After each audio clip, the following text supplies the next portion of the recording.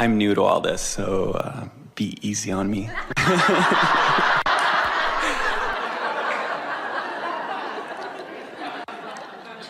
We haven't talked too much about soulmates or that kind of idea. I was wondering what you thought about that. Yeah, what is that?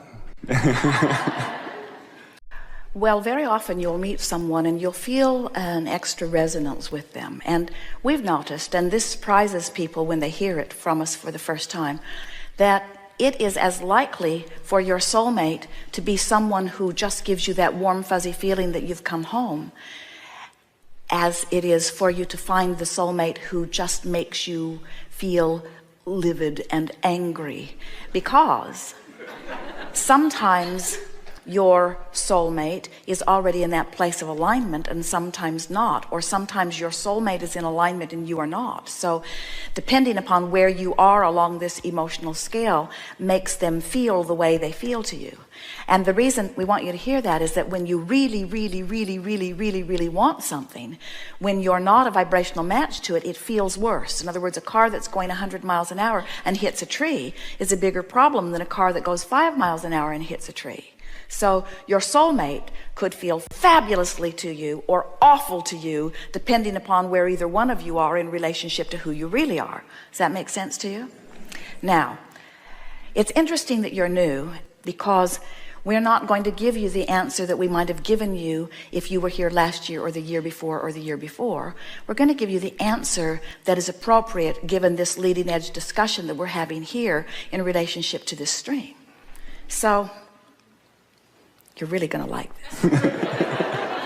So you come forth as source energy and you bang around in this body and you have experiences which cause you to put things in your vibrational escrow.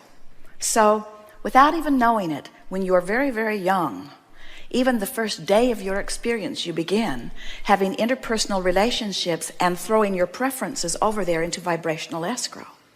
So for example, with Jerry and Esther, they came together late in their lives, so to speak. They've been together since 1976 is when they met, but both of them had lived a lot of life before that. And as they were living life apart from each other, each of them were having experiences with others and experiences with life that was causing them to identify who they really are. So a vibrational escrow for each of them was forming.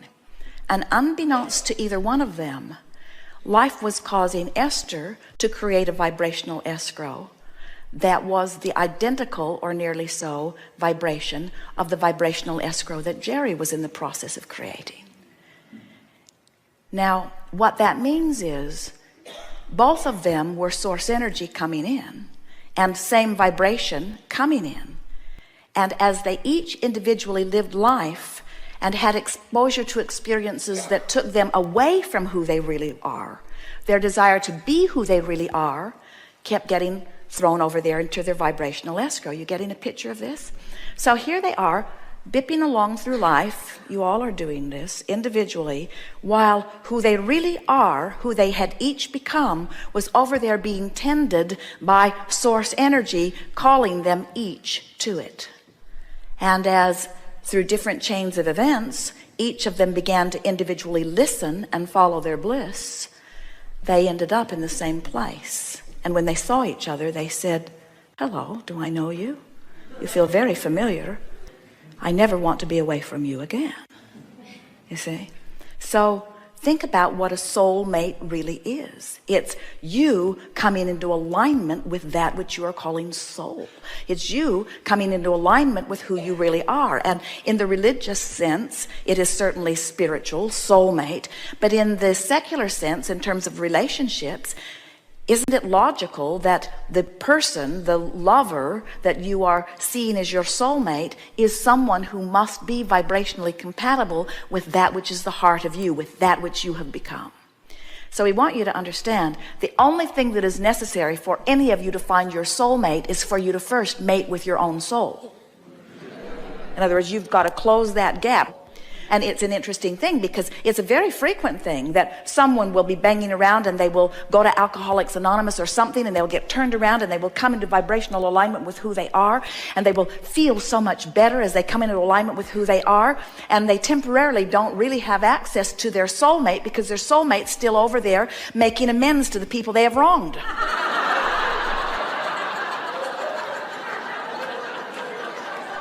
In other words, you can't come into vibrational alignment with someone who's on a different vibrational frequency. And that's why we say sometimes your soulmates feel like the best thing that's ever happened to you, and sometimes they feel like the worst thing that's ever happened to you, depending upon where either one of you are in relationship to who you really are.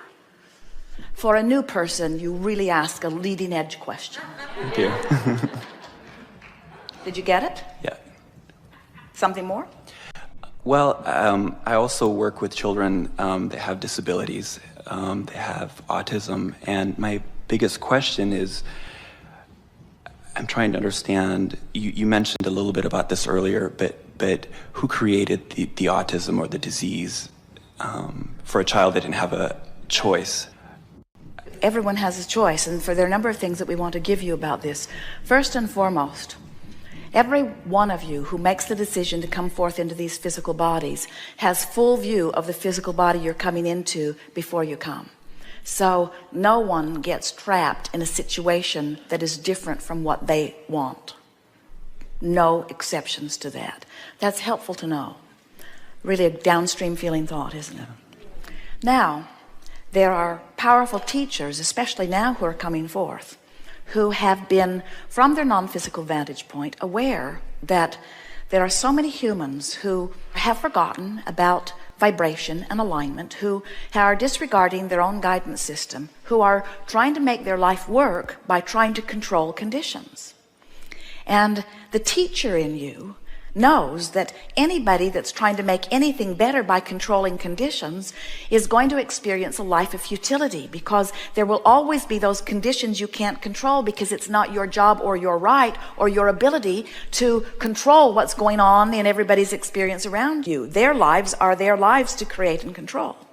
So rather large numbers of energies are coming in deliberately wanting a physical condition that they can't be talked out of or demanded out of. In other words, they say, I'll go forth and I'll be different enough that you can't pound this square peg into a round hole. No matter how hard you try, you're not going to be able to control me. I'm going to be free, you see. So as you interact with them, if you get the wonderful experience of interacting with them when they're not being challenged by a system that's trying to change them. In other words, imagine how frustrating that would be, to be fulfilling your intent from your source perspective and making it all the way into a physical body different enough that people can't control you, and then notice they're still trying to control you. That's the frustration and outrage that you see in them. They want to say to you, and if they were better with their words, they would say to you, wait a minute, I went to a lot of trouble to be different. You're supposed to leave me alone. And those that are in an environment where somebody's not now trying very hard to make them normal, you called it a disability, they would call it an advantage. In other words, from source perspective, it would go something like, I've decided that I'm going to take the powerful being that I am, and I'm going to go forth into a physical experience, and I'm going to be different enough that you can't control me, which means I'm going to be one of the few people on the planet that you'll ever meet that knows that I am free, because I choose freedom over your approval of me. And then the society, who is embarrassed by them or worried about them, is forever trying to, we'll just find one more way that we can bring you to normalcy. And they've come forth to say, we didn't want to be like you. That's why we chose to be different.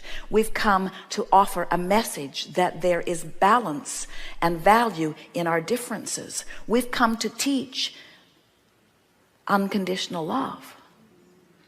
Most people talk about unconditional love, but they don't live it. Most people say, oh, you're so sweet, I love you under those conditions, and you are so strange, I cannot love you under those. So if you would just be more like that, it would be ever so kind to me, because I want to love you, and if you were more like that, I would be able to love you. So just try to change a little bit so that I can feel better.